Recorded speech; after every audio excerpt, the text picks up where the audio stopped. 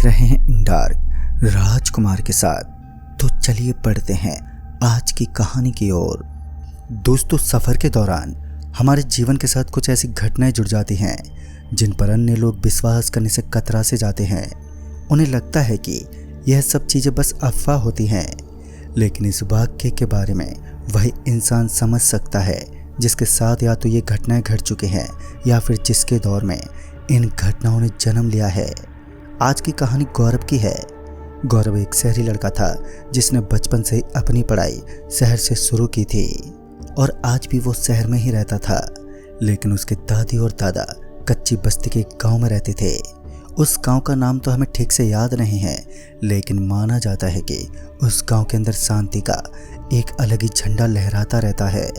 उस गांव के सभी लोग मिलजुल कर रहते थे, लेकिन कभी कभी जब इंसान की किस्मत खराब होती है तो उसके साथ कोई भी आप बीते जन्म ले ही लेती है। एक दिन की बात है जब गौरव अपने दादा से मिलने के लिए गांव की ओर रवाना हुआ तो गौरव को पता चला कि उसके दादा की तबीयत बड़ी ही खराब चल रही है और उनकी तबीयत इतनी खराब बन चुकी है कि बात गुजरने तक पहुंच गई है। गौरव का दिमाग टेंशन से भर चुका था। उसे जल्दी गांव पहुंचना था, लेकिन चिंता का विषय ये था कि गांव के अंदर तक पहुंचने वाला रास्ता गौरव पूरे तरीके से भूल चुका था।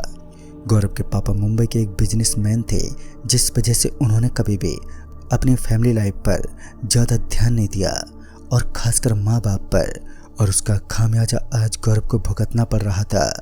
गौरव सबसे पहले एक रिक्शा में पहुंचा तो उस ऑटो वाले ने गौरव को उसके दादाजी के गांव तक पहुंचाने का निश्चय किया, लेकिन जब गांव के नाम के बारे में पता चला तो उस ऑटो ड्राइवर ने गौरव को बीच रास्ते में उतार दिया और वह भी बिना किराए लिए वहां से चल दिया। गौरव को भी कुछ समझ नहीं आया कि आखिर ऐसा क्या हुआ कि उस ऑटो वाले ने गौरव को बीच रास्ते में उतार दिया।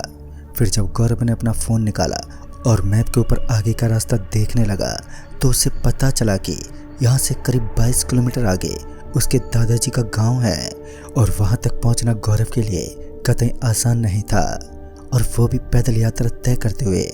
लेकिन गौरव के पास अब कोई और चारा भी नहीं था। वो अपने पैरों के बल पर आगे की तरफ चल पड़ा। गौरव इस बात को अच्छे से जानता था कि वो बिना किसी गाड़ी या बाइक का सहारा लिए यहाँ से निकल नहीं सकता, तो उसने अपने किसी दोस्त को कॉल करना शुरू किया, लेकिन सभी लोग अपने कामों में बिजी थे। लेकिन इसी बीच गौरव को एक काली गाड़ी वाला आता हुआ दिखा। 4 पहिए की गाड़ी देखकर गौरव ने उसके सामने अपना हाथ दिखाना शुरू कर दिया, और सब्र की बात तो ये थी कि उस गाड़ी वाले ने तुरंत ही गाड़ी रोक ली। और गाड़ी रोकने के बाद गौरव उस ड्राइवर के पास पहुंचा और एक हल्की आवाज़ में बोल पड़ा, भाई साहब, मुझे आगे तक जाना है, छोड़ देंगे क्या आप? उस ड्राइवर ने कोई भी इशारा नहीं दिया, और फिर कुछ देर रुकने के बाद उस गाड़ी का ड्राइवर एक धीमी आवाज़ में बोल पड़ा, पीछे वाली सीट पर बैठ जाओ और बता देना गाड़ी कहाँ रोकनी है। गौरव की नज़रें उसके हाथ पर बंधी काले कलर की एक घड़ी पर गई तो उसने देखा कि रात के तकरीबन 11:30 बजने को आए थे और वो अभी तक गांव नहीं पहुंच पाया। और इसी बीच उस कार ड्राइवर ने कहा, भाई साहब, आपके बैग में जो मिठाई रखी हुई है उसे बाहर फेंक दीजिए, वरना जो दृश्य आप देखोगे उसे देखकर आपकी मौत हो जाएगी। गौरव को सीधे चेतावनी देने पर एक पल के लिए गौरव भी हैरान रह गया, और साथ ही वो इस बात को समझ नहीं पाया कि आखिर उस आदमी को कैसे पता चला कि उस बैग में एक मिठाई का डब्बा है। फिर क्या था, जब गौरव को एक जोरदार चेतावनी मिल चुकी थी तो उसने अपनी मिठाई का डब्बा बाहर निकाला और अपनी गाड़ी से बाहर फेंक दिया। गाड़ी का माहौल एकदम सामान्य लग रहा था। गाड़ी की स्पीड भी एकदम नॉर्मल थी और अच्छी खासी रफ्तार में दौड़ती हुई गाड़ी अचानक से हवा के झोंके खाने लगी, या फिर यूं कहे कि गौरव को ऐसा लग रहा था मानो उसकी गाड़ी को कोई हिला रहा है, जिसकी ताकत की कोई सीमा नहीं है, क्योंकि एक गाड़ी को हिला पाना किसी नॉर्मल इंसान के बस की बात नहीं होती। और इतने में ही उनकी गाड़ी के ऊपर से कुछ धड़ाम से नीचे गिर पड़ा। फिर जब गौरव ने सामने देखा तो उसने पाया कि उसकी गाड़ी के बिल्कुल सामने काले रंग का एक बड़ा सा जंगली जानवर सड़क पर पड़ा हुआ दिखाई दे रहा था, और जिस जगह पर उस जानवर के पंजे टिके हुए थे तो उसी जगह पर खून के कुछ बड़े बड़े धब्बे उस जगह पर बने हुए थे, जिनसे ये साफ हो रहा था कि इस जानवर ने अभी अभी किसी का शिकार किया है, और ये अपना खाना करने के बाद गाड़ी के ऊपर कैसे पहुंचा होगा। यही सब बातें गौरव के साथ साथ उस ड्राइवर के जहन में घूम रही थी। फिर उस कार ड्राइवर ने गौरव को आगे वाली सीट पर आने को कहा। गौरव बिना कुछ बोले सीधा आगे वाली सीट पर बैठ गया और एक पल के लिए जब गौरव ने उस कार ड्राइवर का चेहरा देखा तो गौरव को एहसास हुआ कि उस ड्राइवर के चेहरे पर ना ही तो कोई डर झलक रहा था और ना ही उसे किसी चीज के बारे में आश्चर्य हो रहा था। और दूसरी तरफ गौरव तो पूरा हैरान था। फिर वो जंगली जानवर अचानक ही अपनी जगह से कुछ इस प्रकार से उठा कि उसके दोनों पैर हवा में उठ गए। साथ ही उसके आगे वाले पंजे किसी हाथ के रूप में नजर आ रहे थे। पता नहीं क्यों, लेकिन गौरव को तो ऐसा ही लग रहा था मानो असल में ये कोई जानवर नहीं बल्कि कोई राक्षस हो, जिसके बारे में गौरव ने किताबों में काफी सुना और पढ़ा था। लेकिन गौरव को भी इन चीजों के ऊपर कुछ खास विश्वास नहीं था, तो उसने उसके ऊपर ज्यादा ध्यान नहीं दिया और कार ड्राइवर को बोलकर गाड़ी आगे चलाने को कहा। लेकिन अब उस कार ड्राइवर को पता नहीं ऐसा कौन सा सांप सूंघ चुका था कि उसके मुंह से कोई आवाज तक निकल ही नहीं पाई। वो चुपचाप किसी पत्थर की मूर्ति की तरह अपनी सीट पर बैठा रहा। उस कार ड्राइवर की ये करतूत गौरव को भी थोड़ी अजीब लग रही थी। तभी गौरव ने उसके ऊपर ज्यादा कोई इशारा लेना बेहतर नहीं समझा और चुपचाप आगे वाली सीट पर बैठा रहा। गाड़ी अभी भी उस रोड के जस्ट बीचों बीच खड़ी थी और फिर गौरव को सड़क के बीचों बीच से एक शख्स गुजरता हुआ दिखा और शायद ये वही शख्स था जिसके लिए कार इतनी देर से रुकी हुई थी। फिर सही से देखने पर पता चला कि सामने से गुजरने वाला बुढ़ा आदमी असल में कोई बुढ़ा नहीं था बल्कि वो एक शैतान था जिसके पैर पीछे की तरफ मुड़े हुए थे और उसकी दोनों आंखें बाहर की तरफ निकली हुई थी। गौरव अपनी जिंदगी में पहली बार कुछ ऐसे नज़ारे को देख रहा था जो देखने में अविश्वसनीय लगते हों। गौरव को विश्वास ही नहीं हो रहा था कि उसके सामने एक राक्षस या फिर यूं कहें कि एक बुरी आत्मा खड़ी है। फिर गौरव फटाफट अपने सर को घुटनों में देकर वहीं पर चुपचाप बैठ गया, क्योंकि उसे भी डर नाम का एक साय सताने लगा और उसे लग रहा था कि वो बहुत ही जल्द मौत का दृश्य देखने वाला है। इतना सब बीत जाने के बाद उस गाड़ी के ड्राइवर ने अपनी गाड़ी का गियर डाला और वो वहां से आगे बढ़ने लगा। अब गौरव पूरी तरीके से घबरा चुका था, उसके रोम रोम में डर भर चुका था। थोड़ी दूर और आगे जाने के बाद एक बार फिर उसने अपनी गाड़ी का ब्रेक लगाया। इस बार जब गौरव की नज़र अपने सामने की तरफ पड़ी तो उसने देखा कि उसके सामने एक बहुत छोटा सा स्टेशन दिखाई दे रहा था और उस स्टेशन का फाटक बंद हो चुका था, जिस वजह से गौरव और उस गाड़ी को आगे जाने से कुछ पलों का इंतजार करना था। अब गौरव को ऐसा लगने लगा था कि उसके बगल में बैठा ये कार ड्राइवर असल में कोई ड्राइवर नहीं बल्कि इसकी असलियत कुछ और ही बयां करती है। अब उसका दिमाग उस ड्राइवर के बारे में अजीब अजीब बातें सोचे जा रहा था।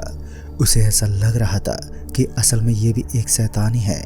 वो बार बार उसके पैर देखने की कोशिश करता तो कभी कभी उसका चेहरा देखने की, लेकिन गौरव अभी तक ये क्लियर नहीं कर पाया था कि उसके बगल में बैठा हुआ ये इंसान यह सच में कोई इंसान ही है या फिर कुछ और।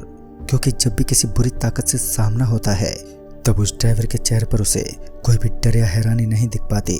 तो वहीं इस तरह की स्थिति में गौरव बुरी तरह घबरा जाता और उसके ऊपर तो डर का कहर सा अब मंडराने लगा। इस छोटे से सफर में अभी तक गौरव को बहुत कुछ देखने को मिला था। वो समझ चुका था कि इस गांव के अंदर पहुंचते पहुंचते आज डर के साथ साथ वो अपनी मौत को भी देख लेगा।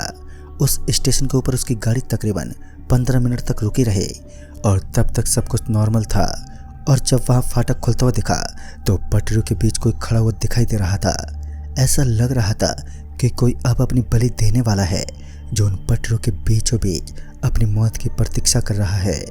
खैर अब गौरव अच्छे से समझ चुका था कि स्टेशन के ऊपर वो उन चीज़ों को देखने वाला है जिसके बारे में उसने कभी सोचा भी नहीं था कि तभी वो गाड़ी स्टार्ट होने लगी और कार ड्राइवर गाड़ी को आगे बढ़ाने लगा। फिर उस कार के सामने एक आदमी अपना हाथ दिखाने लगा और उस ड्राइवर ने बिना सोचे समझे उसके सामने गाड़ी रोक दी। तभी वो शख्स पीछे वाली सीट पर बैठ गया। गौरव का दिमाग घूम चुका था क्योंकि इतनी सी देर में वो आदमी स्टेशन पर कहां से पहुंच गया, क्योंकि कुछ देर पहले तो वो स्टेशन एकदम सुनसान दिखाई दे रहा था और अब गौरव का बिल्कुल भी मन नहीं था कि वह उस गाड़ी के अंदर और रुक सके। उसने कार ड्राइवर को गाड़ी रोकने को कहा, लेकिन उस कार ड्राइवर का नजरिया अब बदल चुका था। उसकी चाहत शायद कुछ और ही थी। जब गौरव उस गाड़ी से नीचे उतरना चाहता था तो उस आदमी ने उसे गाड़ी से उतरने से मना कर दिया, लेकिन गौरव ने कहा उसे बहुत ज़ोर से टॉयलेट लगी है, उसे नीचे उतरना ही होगा। तो इस बार वो आदमी गौरव को गाड़ी से नीचे उतरने से रोक नहीं पाया। गौरव उस सुनसान पड़े रेलवे स्टेशन के ऊपर अब भटकने लगा, जो सच में बड़ा ही डरावना फील हो रहा था। गौरव को लगा कि इस स्टेशन पर पैदल घूमना भी उसके लिए खतरा साबित हो सकता है। तो वो टॉयलेट करने के बाद वापस उसी गाड़ी में लौट गया, जहाँ कुछ अजीब लोग उसका इंतजार कर रहे थे। एक तो उस गाड़ी का वो ड्राइवर जो बड़ा ही अजीब लग रहा था, और ऊपर से एक अजीब सा दिखने वाला आदमी भी गाड़ी में दाखिल हो चुका था। तो अब गौरव का मन विचलित होने लगा। स्टेशन से निकलते वक्त जब एक बार फिर गौरव ने पटरियों के ऊपर अपनी निगाहें दौड़ाई, तो इस बार उसे उन पटरियों के ऊपर कोई भी दिखाई नहीं दिया। वो पटरियां एकदम वीरान पड़ी थी, और उस छोटे से स्टेशन से बाहर निकलने के बाद गौरव को अपने पीछे से कुछ अजीब आवाजें सुनाई देने लगी। उसे ऐसा लग रहा था मानो कोई जानवर घुर्रा रहा है। और उसके बाद जब गौरव अपने पीछे मुड़ा तो उसने देखा कि गाड़ी के पीछे वाली सीट पर जो शख्स बैठा था, उसका पूरा का पूरा शरीर काले काले बालों वाले किसी जंगल जानवर में तब्दील हो गया। उसके शरीर पर काले काले बाल इस तरीके से दिखाई दे रहे थे मानो वो कोई मनहूस भेड़िया है, लेकिन असल में वो कोई भेड़िया नहीं था, बल्कि एक ऐसा जानवर था जो सिर्फ एक इंसान के खून का प्यासा था। अब वो मौका देखते ही शायद गौरव के ऊपर अटैक करने वाला था। गौरव ने ये बात अपने पास बैठे उस कार ड्राइवर को भी बताई, और इतनी बात सुनते ही उस ड्राइवर का चेहरा भी किसी जंगली जानवर के रूप में तब्दील होने लगा। चालाकी दिखाते हुए गौरव ने अपने पैर के सहारे से गाड़ी का दरवाजा खोल लिया, और मौके की नजाकत को समझते हुए तुरंत ही उस गाड़ी से नीचे कूद गया। बाहर गिरते ही गौरव को एहसास हुआ कि वो अभी भी एक सुनसान स्थान पर मौजूद है, जहां घोर अंधेरा और गहरा सन्नाटा पसरा हुआ है। वो झटपट अपने आप को संभालता हुआ आगे की तरफ बढ़ने लगा, और कुछ ही कदम आगे बढ़ने के बाद उसे एक बड़ी सी छतरी नजर आई। उस छतरी को देखकर ऐसा ही लग रहा था कि वहाँ कोई शमशान घाट बना हुआ है, और असलियत भी यही थी कि उस सड़क के जस्ट करीब एक शमशान भूमि का दायरा था, और वहाँ के 4 किलोमीटर आगे ही गौरव के दादाजी का गांव था। उसने रात के लगभग 1:30 बजे के आसपास अपने चाचा को कॉल किया, जो उसके दादाजी के पास ही थे। तो गौरव की अच्छी किस्मत से उसके चाचा जी ने बताया कि वो दादाजी के लिए कुछ मेडिकल दवाइयों को लेकर घर लौट रहे हैं। लेकिन अच्छी बात तो ये थी कि जिस रास्ते से गौरव घर पहुंचने वाला था, तो उसी रास्ते से गौरव के चाचा भी घर लौटने वाले थे। सही समय पर एक सही मुलाकात ने आज गौरव की जिंदगी को एक सुरक्षित जगह तक पहुंचा दिया। गौरव उसी वक्त अपने चाचा के साथ अपने दादाजी के घर लौट गया। फिर उसने पूरी बात अपने सारे घर वालों के साथ शेयर की, मगर कोई भी इन अनोखी चीज़ों के बारे में बेहद कम जानता था, जो उस वक्त गौरव के ऊपर दहशत के बादल मंडराने में जुटे हुए थे। मगर कुछ लोग मानते हैं कि उस गांव तक पहुंचने वाला NH 63 बड़ा ही खौफनाक है, जहां से रात के समय में निकल पाना एक नॉर्मल इंसान के लिए लगभग नामुमकिन होता है। कहते हैं कि वहाँ की काली शक्तियाँ उस इंसान को बेहद परेशान करती हैं, जो अक्सर रात को अकेला गुजरता है। तो दोस्तों, इस कहानी में बस इतना ही। तब तक के लिए बाय एंड टेक केयर।